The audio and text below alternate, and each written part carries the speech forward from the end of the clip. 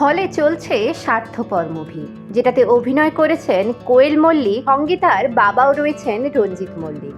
যেখানে দেখা যাচ্ছে সিনেমা হল ফুল প্যাক ছিল এবং শেষে কোয়েলের এন্ট্রি গোটা দর্শক মহলকে কিন্তু অবাক করে দিয়েছিল।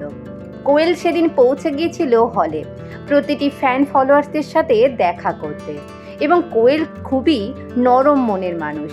তাকে কখনোই রাগতে দেখা যায়নি, সব কিছুই ঠান্ডা মাথায় হাসি মুখে হ্যান্ডেল করতে দেখা গেছে তাকে। এখানেও তার সেই রূপই প্রকাশ পেল।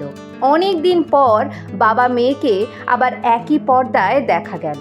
এই মুভিটি যে সত্যিই হাউসফুল থাকবে তা তো আগে থেকেই জানা ছিল। শুধু বাবা মেয়ের অভিনয় নয়, গল্পের কাহিনীও মনোমুগ্ধকর, যা দেখে দর্শক মহল উচ্ছ্বসিত হয়েছে। এরকম মুভি বাংলা ইন্ডাস্ট্রিকে আজও ধরে রেখেছে।